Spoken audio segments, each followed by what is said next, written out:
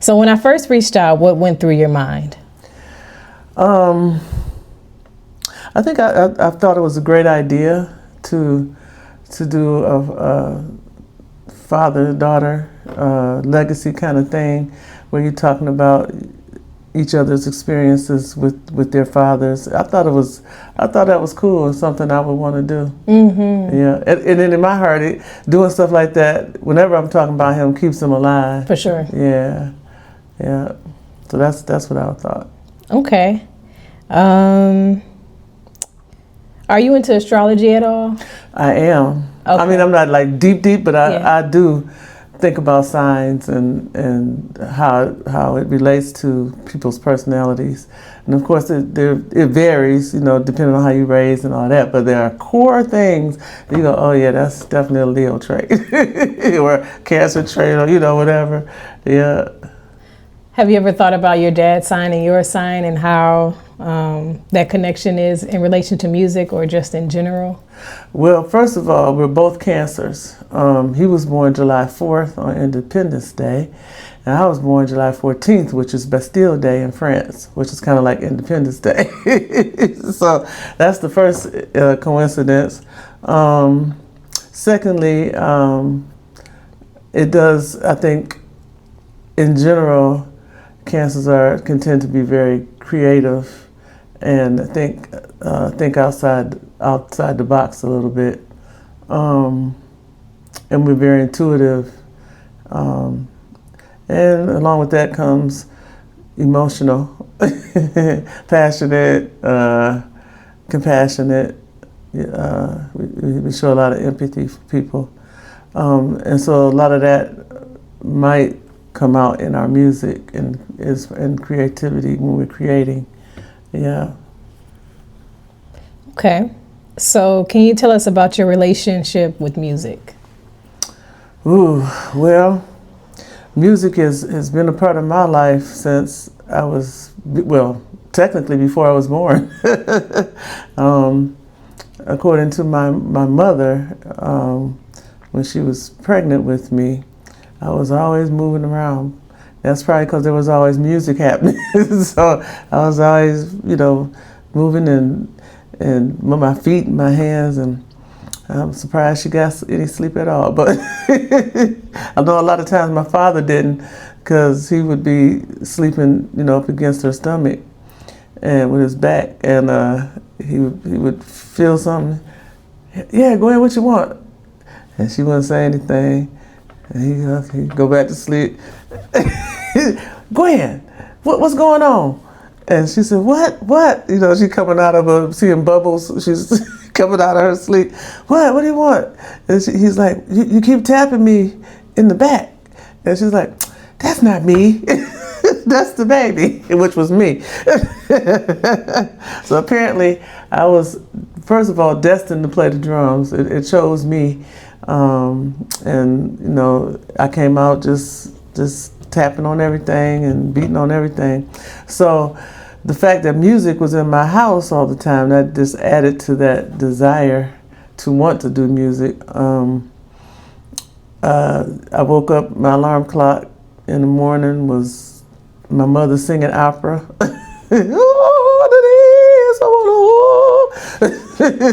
And my father playing, working on his jazz sonata in the other room.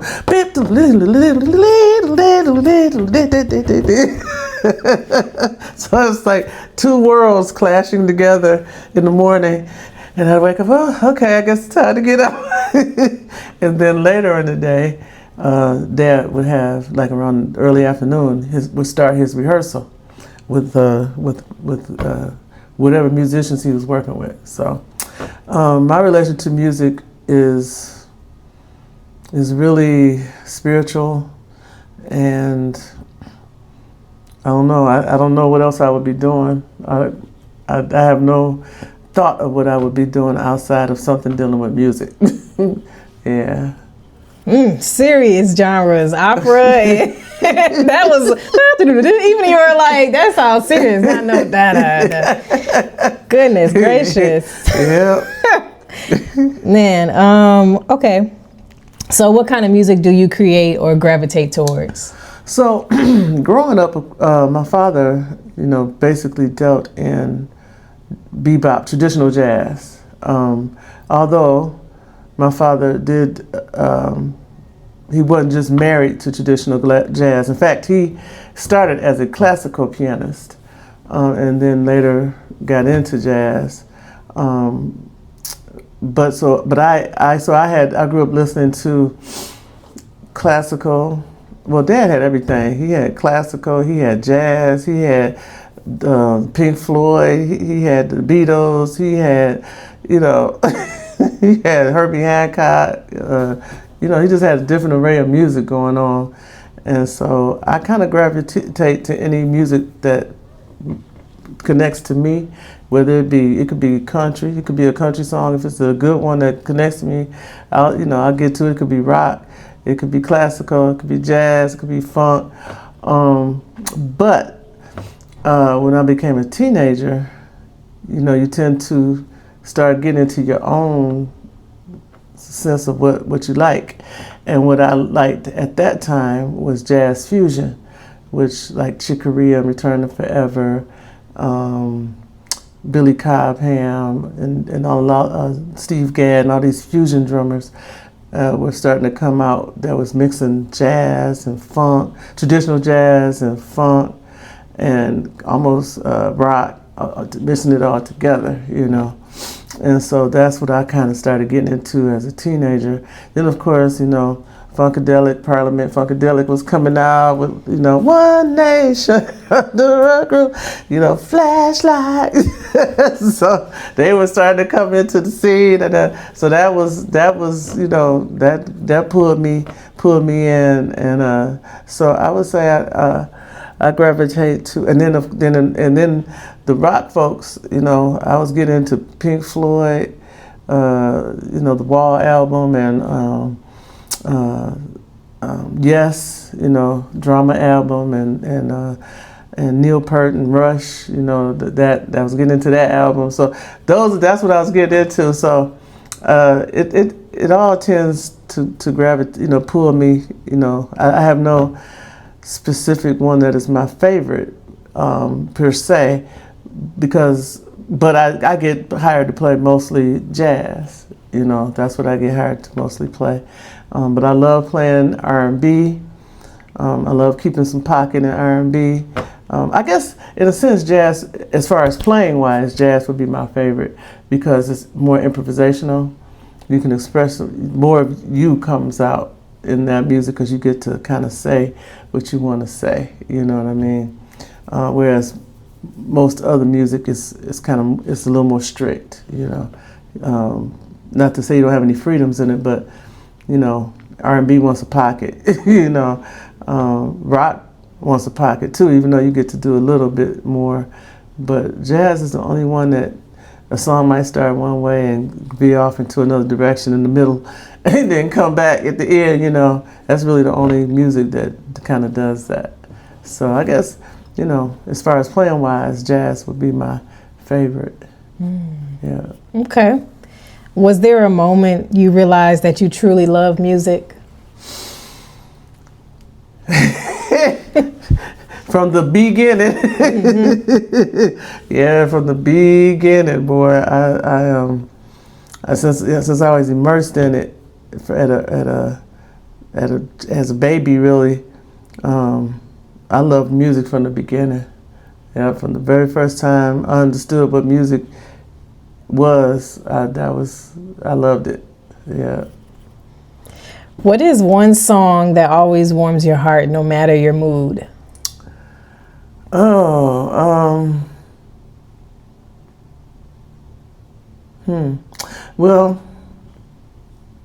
I don't know why. What came to my mind was "Don't Worry, Be Happy." That would always, kind of makes you feel perky.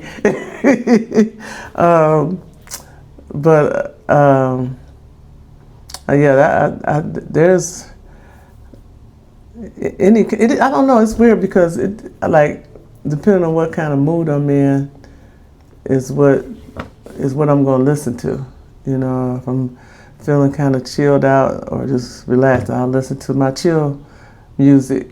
If I want to get hype, then I'll start listening to some house music. If I feel like, then I'll start listening to some rock music. So it kind of depends on what mood I'm in. But there are some songs that will invoke a feeling, like just tell her I saw her by Pat Metheny. Man, when I hear that song, even thinking about it makes me tear up. It's one of those songs that just really makes you think about, in my case, people who I lost. It makes me think about that. But but it's such a beautiful song that it just makes me think about them. Yeah. So and then Coldplay, "You Are Always on My Mind," also does that same thing. But yeah, so those are two songs that I know invokes feelings, inside me. Yeah. Okay. You're the first person to say something other than Stevie Wonder, by the way. Oh, Lord, like for real, really? People are like front to end Stevie Wonder. Oh, like literally everyone has mentioned Stevie Wonder. Okay. So what are you mentioned in earlier part of this interview, like some early memories, but want to add to it, like what are some of your favorite earliest memories with your father?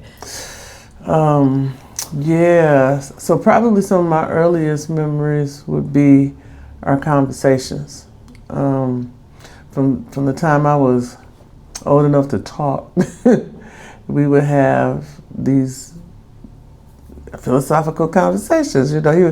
He every weekend, I'd run in the room, "Hey, Dad," and he would ask me a question, and I'd tell him what I was thinking, about that question or what, and he actually has recordings, and I have, actually, when I did a record called Mckinney, The New Beginning, which is a project of his music.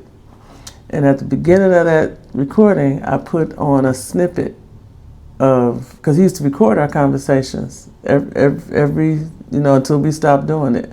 So there's this one snippet I put on there from when I was 9 years old, and he was giving me a lesson in truth, because what started as a true story that I was telling him morphed into this tale that I was it's really hilarious. And I tried to, for some reason, I didn't want to tell him that it was morphing into a story, but I wanted him to just believe what I was saying.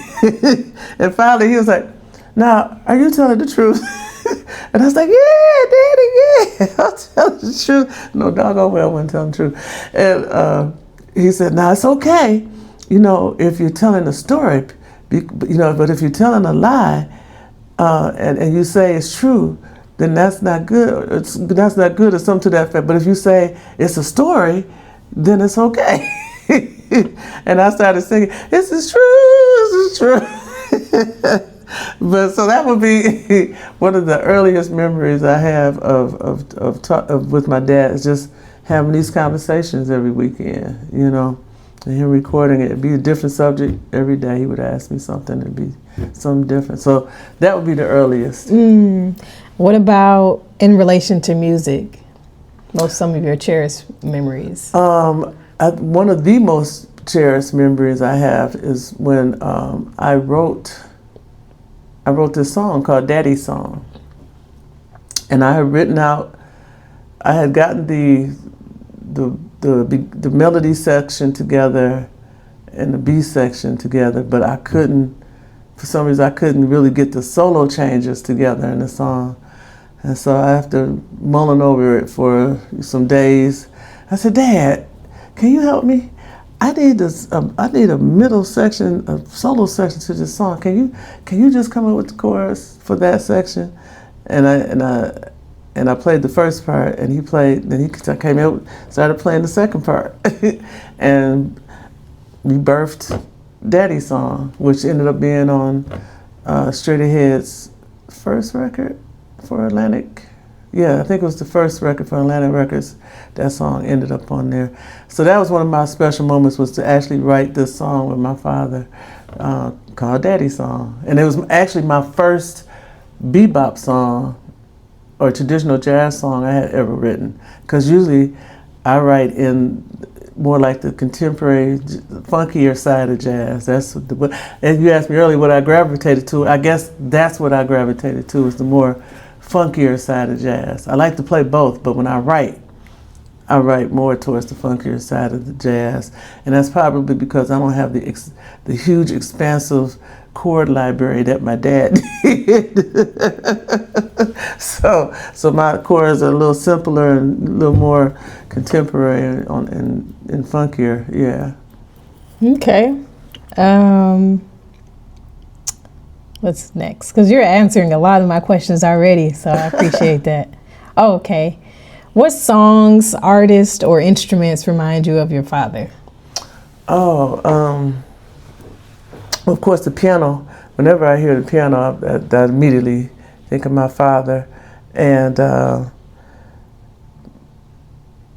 when I hear some of these younger musicians play, that's out, especially here in Detroit, there's a couple of them that will make me think of him due to the way they play. I'm trying to see in particular.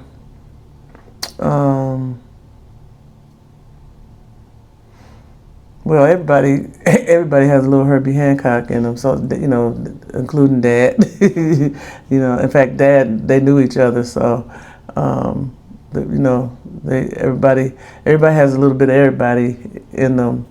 But whenever I hear somebody playing the piano, and if I hear something like a two-handed run or something like that, I immediately think about him. Because there's not too many piano players that play like that. A lot of piano players, they chord with one hand and they solo with the other hand. But he would he sound like a whole orchestra by himself. He'll be playing one thing with this hand, and this hand would be doing something totally different, but running in the opposite direction. So whenever I see somebody doing that, I'm like, wow, yeah, Dad would have really liked him. Yeah, there's a young piano player out like that now. Brendan Davis. He's a phenomenal young piano player, and he'll do some stuff that made me think about Dad sometimes. And there was another piano player, Glenn Tucker. He would remind me of Dad when he played. Yeah. What about songs or artists? That remind me of Dad. Mm-hmm. I think, let's see, what songs would remind me of him? I think, today's artist, you mean? Just anybody. Anybody? From any time. Okay. Let's see. I'm going to say, oh God, and I can't get his. I had his name in my head, but it left. But that was a young piano player that reminds me of him. Older piano player would probably be I don't know. It's too many that remind me of him. Oscar Peterson is one that reminds me of. I think of Dad when I hear him. Again, Herbie. When I hear him, I think of Dad.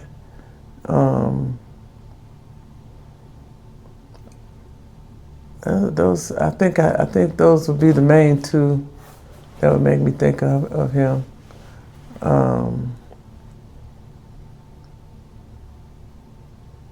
There's some young ones out here, but I can't get his name in my head right now. When I heard him, I was like, oh my gosh. But yeah, those two there would definitely be two artists that made me think of him when I hear him. Yeah. Any songs? Can't really think of any songs off the top of my head.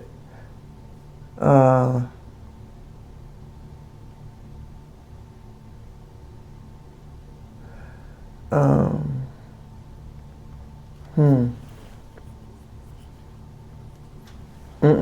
I can't get a song in my head. That's fine. You already named some, you know, some hitters already, so. I've always been horrible at titles. Like on the gig, somebody say, "This place such and so and so." I'm like, what's that? He said, you know, and they start singing a couple of verses. Oh yeah. Okay, I know that one. Yeah, I don't know. I don't know what happened with me retaining titles. So specific. Did you ever perform in the middle of the living room during holiday functions or in general? Girl, it's so funny you said that, because girl, every day was a performance in the living room. Every day, you know, because as soon as Dad got done with rehearsal, which ironically rehearsals they were in the living room. So after rehearsal, a drummer named George Davison, God rest his soul, he passed a couple of years ago. He was so kind enough to leave his drum set up. And so what I would do is first of all, I sat by his feet the whole rehearsal. I would sit right there by that hi-hat stand and watch his feet, watch his hands. I would be watching everything he's doing. And then he leave the drum set, and I'd be walking to the door, and I'd be looking out the door and waiting, and he'd get in the car. As soon as he turned that corner, I was like, and I get on those drums and I start playing. And one day I told Dad, I said, "Daddy, I'm George Davison." And my father said, "Well, that's nice, sweetheart, but I want you to be Gayelyn Mckinney." And I said, "Okay, well, I'm Gayelyn Mckinney." So that happened almost every day, because as soon as he leave, I would get on those drums. Yep. So, and then other musicians would leave, like another musician named Edward Gooch would during rehearsal, he'd bring 2 trombones, one for me to play with in the basement, and one for him to rehearse upstairs. So I'd be down in the basement just blowing on that horn. And he trusted me with it, because he knew I was going to take care of it. I wasn't going to mess it up or nothing, you know. But yeah, so every day. Wow. Okay. How would you describe your father's personality, especially in relation to music? You kind of already touched on that, but anything you want to add? Well, he was like I said, he was very ambidextrous in his playing. He really liked the orchestration, you know, and it showed in his playing, and it showed in the way he wrote music too. He wrote a lot of moving parts in his music. So did I answer that question right? Did I answer? Okay. Yeah. I would say that's what I was describe his personality as a person that liked a big sound and orchestration, the music to be full, and warm, you know, warm and but yet technically savvy, you know. Yeah, that's how I would describe his music. Had a lot of feeling in it too, a lot of emotion. Yeah. How was your dad as a father growing up?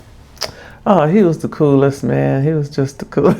That was my buddy, boy.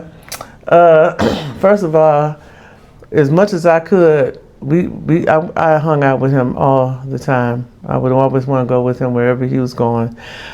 He introduced me.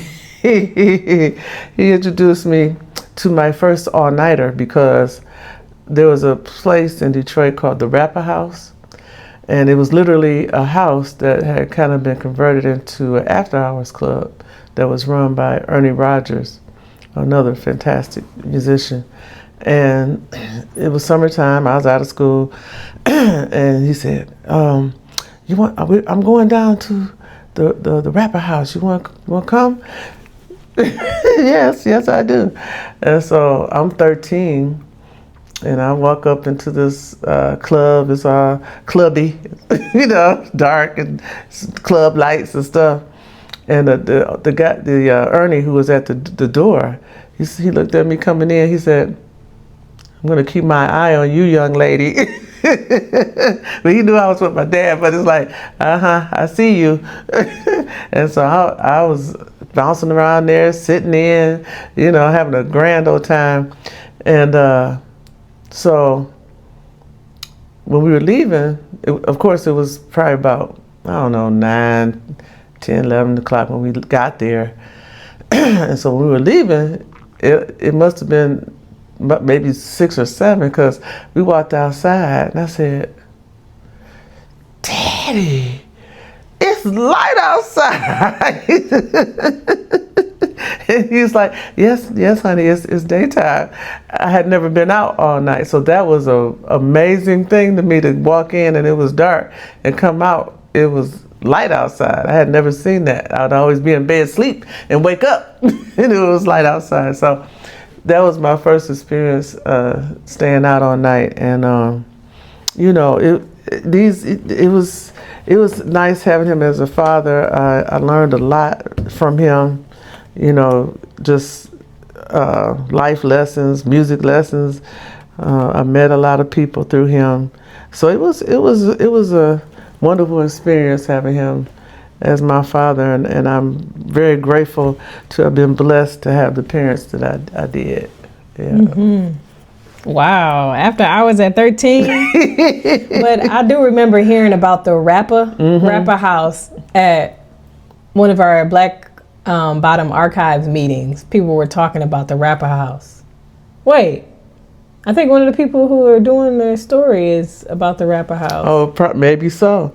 Yeah. I think her dad. Wait a minute. I don't know. I don't want to. Tomate. You know Tomate? That name the dance. Yes.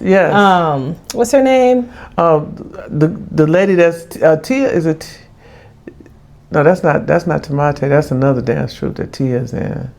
I can't remember her name right now. It came up though, and then she was talking about the story. She wants to preserve those stories. I wonder if it's the same thing. Yeah. But I was just listening, like, really? So it's like, I guess all the kids is just around there, and it seems like a grand old time. It really was. It was a good time. Okay. So would you say that his sacred space to create was the living room? Yep. That's where the piano was. Okay. Yeah. Did your dad ever school you in music at all, or how did that shape your learning? Oh yeah.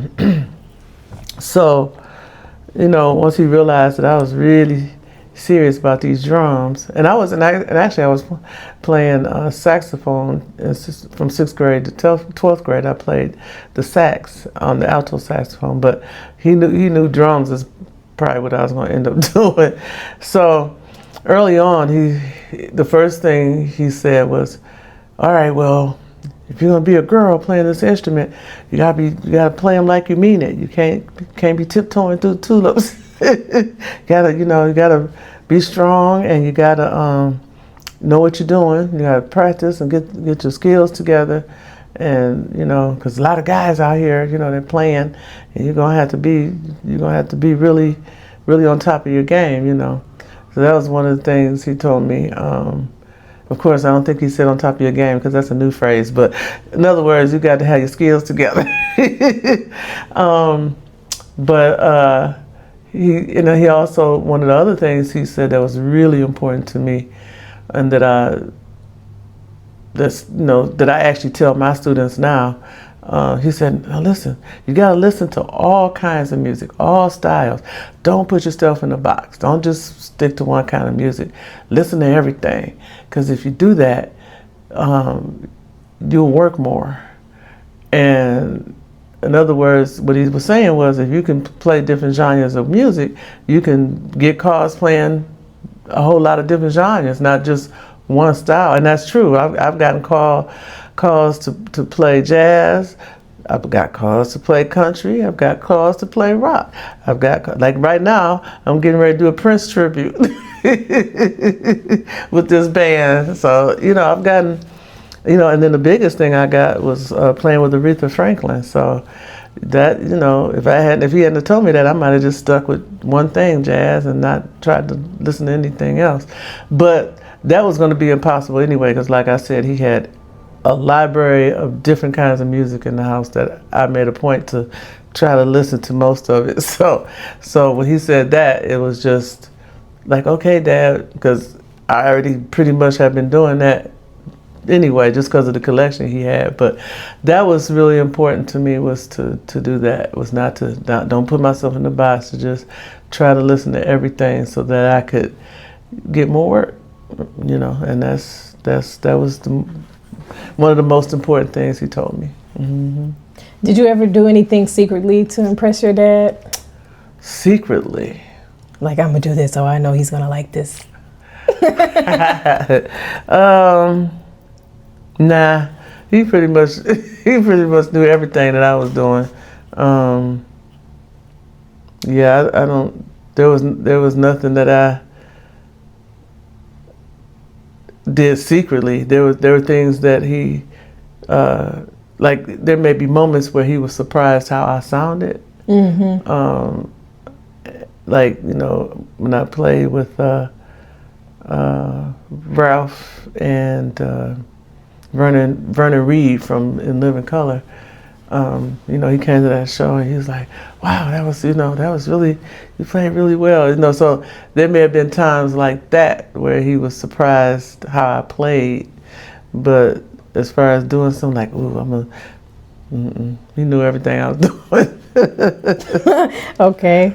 What are some phrases your dad always said?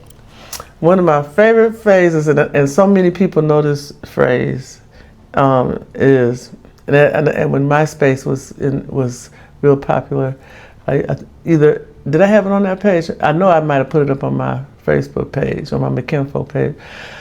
But one of the nicest and greatest things he used to say was, "Hey, how you doing, Harold?" This is somebody talking to him. "How you doing, Harold? Oh, you still the greatest. I haven't changed my mind."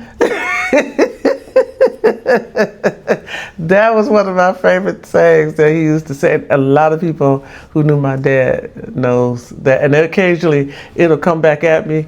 I might be talking to somebody that we both, who knew us and stuff. I say, "Hey, how you doing? Oh, you still the greatest. You haven't changed my mind." I was like, then we both start smiling. I was like, "Yeah, thank you for bringing Dad in the picture for a minute." Yeah. So yeah. That was one of my favorites. That's funny. Okay. Are there any songs you only know because you overheard your dad playing them? I know. Probably most Yeah. most of the jazz songs I learned through him. So yeah, from him, and for him, not only him playing them, but us playing them together. So yeah, that definitely happened. If your dad had an artist name, what do you think it would be? Oh yeah, that one I wrote down. Okay, so if he had an artist name, I think the artist name would be The Baron. First of all, a lot of his friends called him that. Still don't understand why. I never found out why, but a lot of his friends called him The Baron for some reason. So if he had a stage name, that probably what it would be. Okay. Did your dad have any side hustles? Yeah, he taught at what's the name of that school? Mumford. Mm-hmm. He was a accompanist there for many years, and he taught here at Oakland University, doing what I'm doing right now, applied jazz. Well, in my case, applied jazz percussion. He was doing applied jazz piano, and he was doing that when I was 13. That was another thing that when you asked me earlier about some of the special things we did was I would come up here with him when I was about 13 and sit in on my saxophone with the beginning jazz band here. And that we would do that every Thursday, listening to Ray Bradbury on the radio, which was a radio station that had stories, like 30 or 40 minute stories. So just enough time for us to get from home to Oakland to hear these stories, and he would play them every week on the radio. That was another special moment that I had with him. And coming up here so he could teach, and I'll go sit in with the jazz band. So that was. I think I veered off the question, but that was that was not at all. That was one of my favorite things to do. That was to come up here with him. Oh, the side hustle. That's what you're talking about. Yeah. So that was one of his side hustles, was to teach here and at Milford High School. So I'm pretty much doing the same thing. I'm teaching here. I went to school here. I came up here with him. Then I went to school here because of him, because of the jazz program that was here at the time he was teaching here was phenomenal. So I was like, ooh, I'm definitely going to this school. So I ended up going here. And then now full circle, I'm teaching here. Wow. Okay. Let's see. So you definitely have created music together.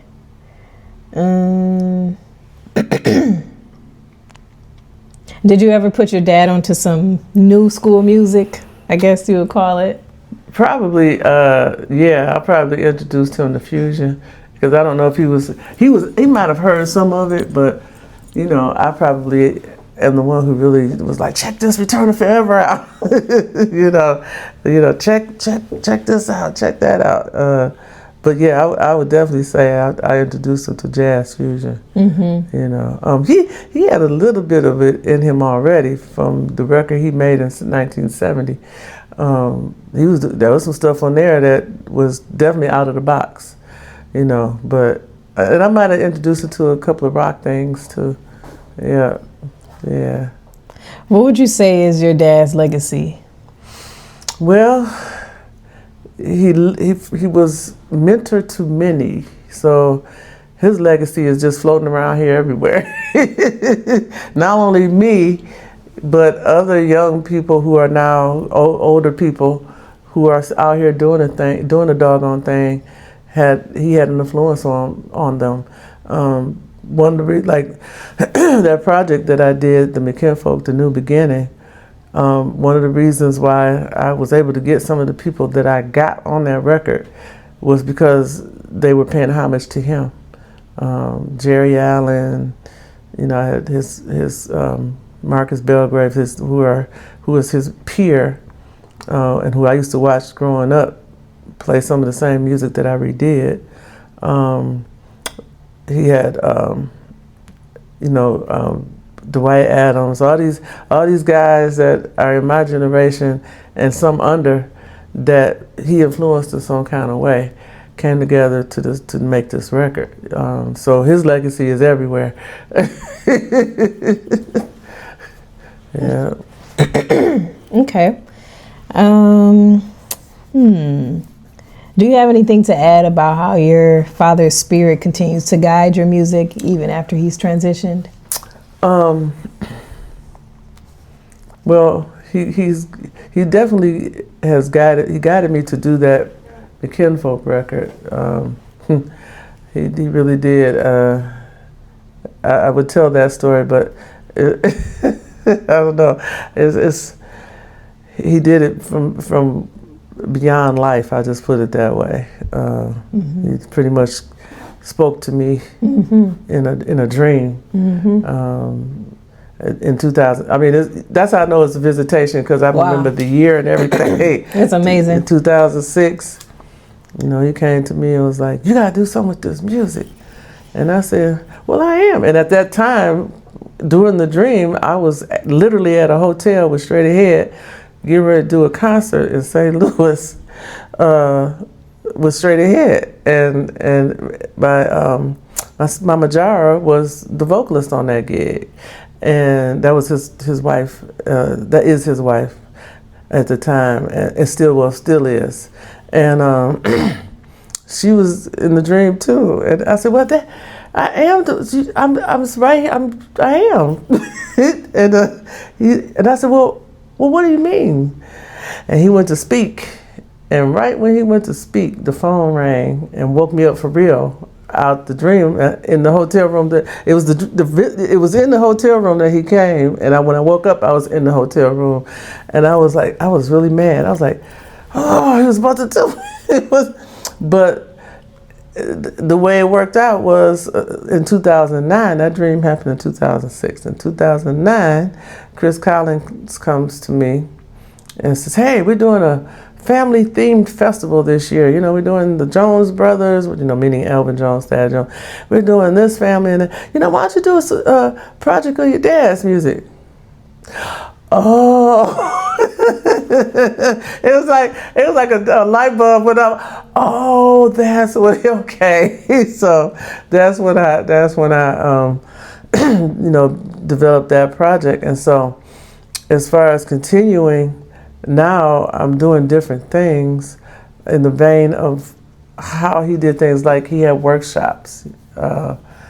He had workshops where he developed talent.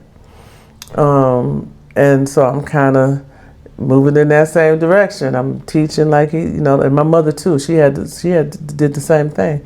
So I'm now teaching, and then I have the Women Who Drum Festival, which is uplifting young women drummers, you know. That's kind of, it may be different, but it's the same thing, because what he did was you know, bringing up younger people, and just trying to carry on the legacy of jazz. That was very important to him, was to keep the flame and keep the legacy and the learning of jazz relevant. And he pulled Marcus into it, you know.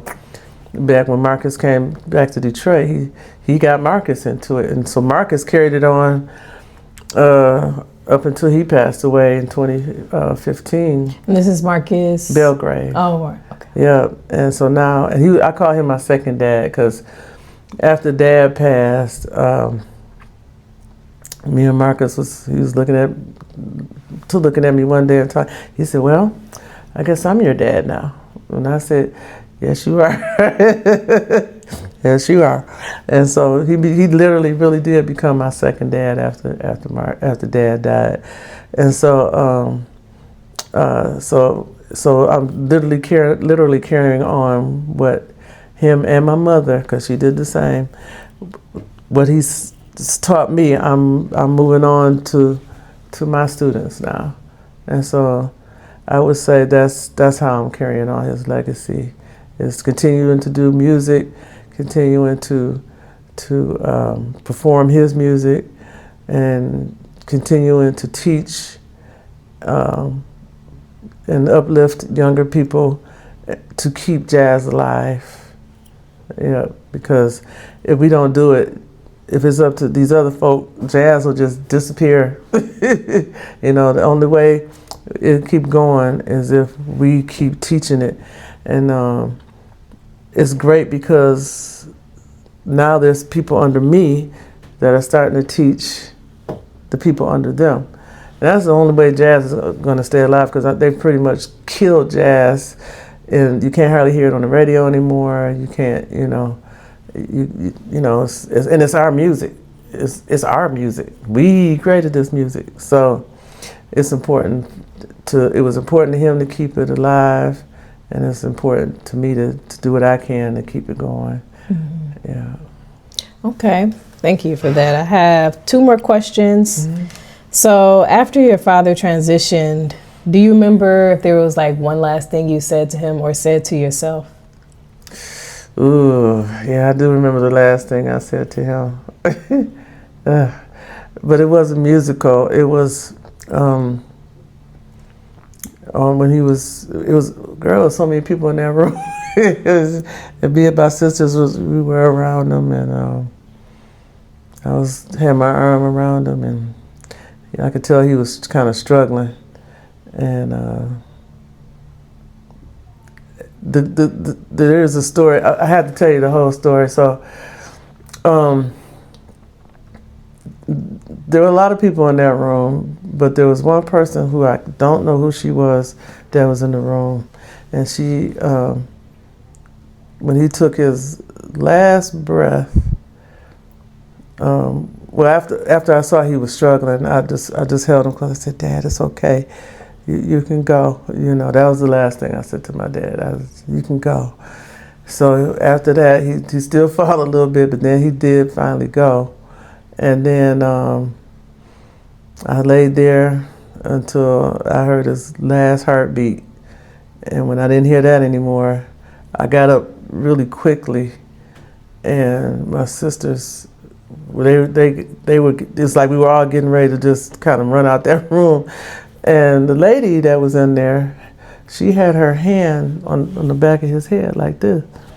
And I noticed it, but I didn't notice it until she said, "Wait, no, you can't go yet." That's when we really looked at her. I was like, what do you mean? He said, no, he's worried. You can't go yet. So I laid back down, put my arm back around him. My sisters, came closer again, and my sister. So my father, whenever we were in the car driving, and I have the same problem. When I'm a passenger in the car, I make a horrible navigator, because about 5 minutes into the ride, I'm like, and that's the way he was too. About 5 minutes, I'd be talking to Dad, and Daddy, blah, blah, blah. He gone. So my sister said, it looks like he's sleeping, because that's the way he used to sleep with his mouth open. And we all started cracking up. We was laughing. And so then while we were laughing, she let go. And she smiled. She said, "Okay, he feels better now. Now you can go." And I was like, and to this day, I still don't know who that lady was. And we left the room.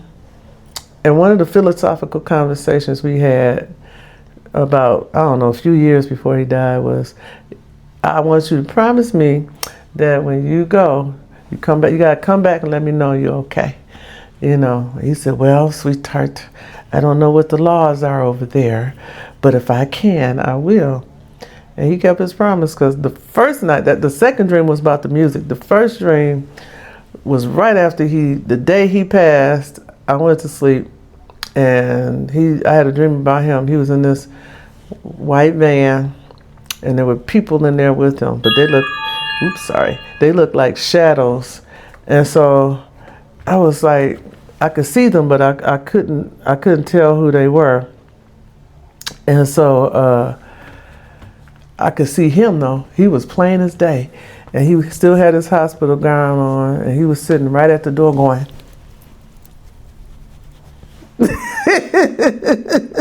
And I felt such a warm feeling, like, oh, he's okay, And when I woke up, I felt that he had told me he was okay, and so that was that.